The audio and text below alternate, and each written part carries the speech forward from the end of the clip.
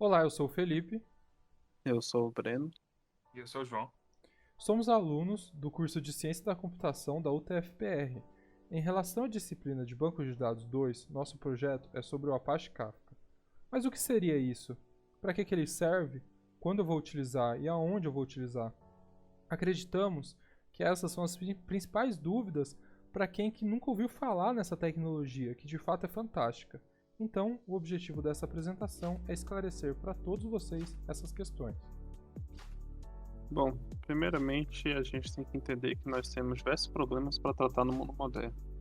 Nesses problemas, nós temos os dados espalhados e sendo enviados de lá para cá entre sistemas. Fundamentalmente, vamos imaginar que eu tenho um sistema A e que eu tenho um sistema B. Esse sistema A quer mandar uma mensagem para o sistema B. Então, o que normalmente a gente imagina é que esse cara vai falar direto com o outro. Porém, o que aconteceria se o nosso sistema B estiver fora do ar? O que aconteceria é que essa mensagem seria perdida. E daí, para garantir que essa mensagem não vai ser perdida, a gente pode colocar essa mensagem em um broker. O broker é um sujeito que ele é intermediário da comunicação entre esses dois sistemas. Ou seja, eu mando essa mensagem para esse broker e quando o outro sistema que quer receber essa mensagem estiver no ar, pode consumir essa mensagem. Então, uma das principais utilidades do Apache Kafka é ser esse broker. O Apache Kafka tem um conceito que ele chama de tópicos. E o que esse tópico basicamente faz é: eu tenho um sujeito que é um produtor de conteúdo, tenho um sujeito que é um consumidor de conteúdo. O produtor joga essa mensagem em um tópico e essa mensagem ela fica lá guardada até que um consumidor que vai ler esse tópico consuma essa mensagem. O conceito do Kafka ele é muito parecido para quem olha assim pela primeira vez como um sistema tradicional de filas.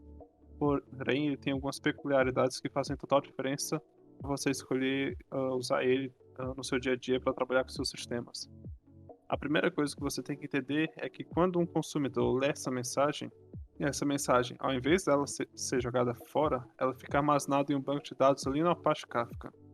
Dessa forma, se em algum momento eu precisar reprocessar ou consumir novamente essa mensagem, eu consigo também consumir ela. Uma analogia válida que pode facilitar o entendimento desse conteúdo é você pensar nos problemas de produtores consumidores que normalmente é lecionado na disciplina de sistemas operacionais. Você, normalmente, produtor e consumidor não é um cargo fixo, mas no momento ele é dado que você tem um certo produtor e um certo consumidor, mas os papéis não obrigatoriamente serão sempre esses. Um produtor pode ser consumidor da mesma forma que um consumidor pode virar produtor. E o que acontece é, eles querem se comunicar.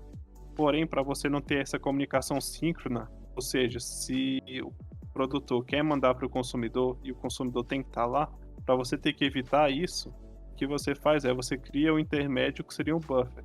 Então, se o produtor ele manda informações para o buffer e quando o consumidor estiver disponível, ele vai lá e lê esse buffer.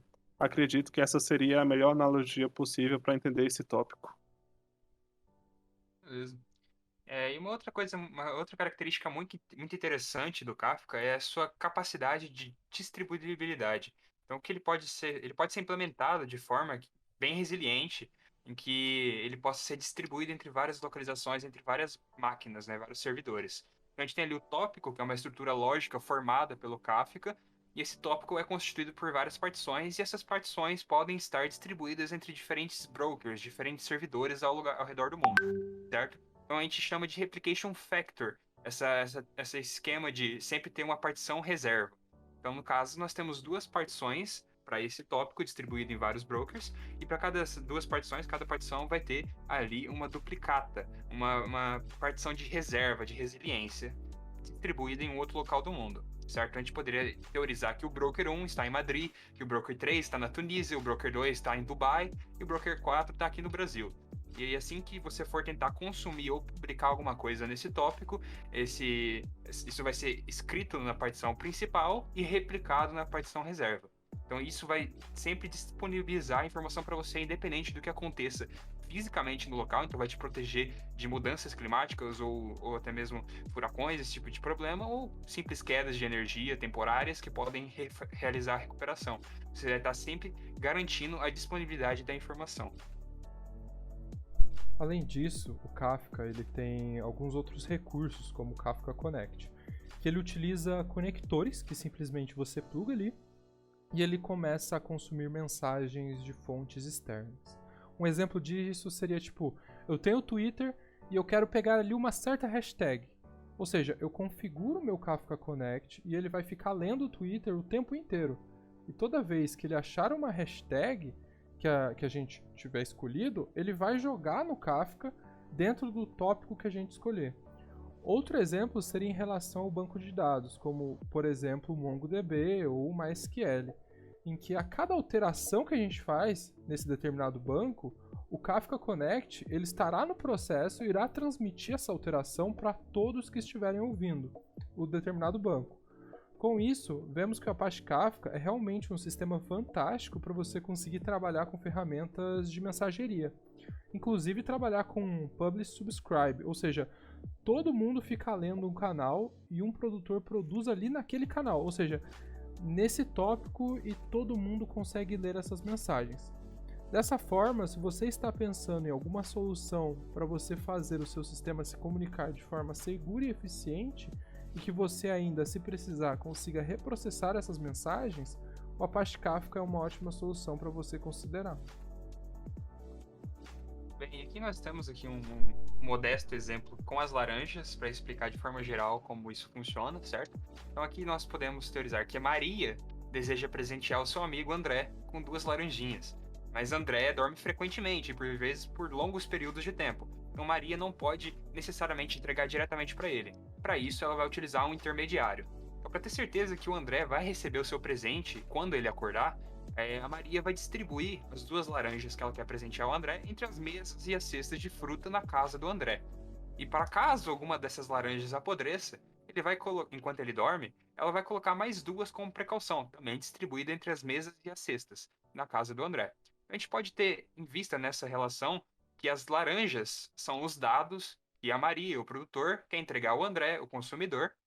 E dessa forma, as cestas são as partições que estão armazenando os dados, que são as laranjas. As mesas são os brokers, que são os servidores físicos, né, onde ele vai poder se servir. E a casa, de forma figurativa, é o tópico. O tópico, na verdade, é uma estrutura lógica, mas aqui nesse caso a gente pode ter em vista que a casa está envolvendo todos esses brokers, todas essas partições, certo? E é basicamente isso dessa forma que funciona. Então, quando o André acordar, ele vai poder ir até alguma das mesas para consumir alguma dessas laranjas. E caso ele veja que essa laranja está podre, representando que ou o dado foi corrompido, ou que alguma das máquinas, algum dos brokers está offline, ele pode se direcionar a alguma das outras mesas que é o backup dessa laranja, desse dado, certo? E aqui uma coisa muito interessante também das implementações com o Kafka, que ele garante para você, além de todas essas funcionalidades muito legais para o seu sistema do dia a dia, ele garante a segurança. Então você vai poder realizar a criptografia dos dados em toda a transição desse dado ao decorrer, certo? Então, quando o produtor for enviar essa informação para o tópico, ele vai estar enviando de forma criptografada. E quando o consumidor for ler essa informação do tópico, vai estar lendo de forma criptografada. Porém, quando o tópico recebe esses dados, ele armazena de forma descriptografada dentro dos brokers, dentro dos servidores. Então ele fica armazenado em plain text, mas é criptografado quando esses dados estão em trânsito. Além disso, o Kafka também provê algumas funcionalidades de autenticação e autorização. Então ele somente deixa os produtores e os consumidores que estão autenticados, estão permitidos a ler um tópico e escrever naquele tópico. Ele também então, ele garante sempre a identidade desse produtor, que pode ser um aplicativo específico, e desse consumidor, que pode ser também ali algum outro software. Ele sempre vai estar garantindo isso, garantindo a integridade dos seus dados com a criptografia e garantindo que esses dados não vão ser interceptados e roubados por pessoas não autorizadas. Então esse é o nosso trabalho, espero que tenhamos explicado de forma clara e objetiva alguns dos conceitos básicos do Apache Kafka.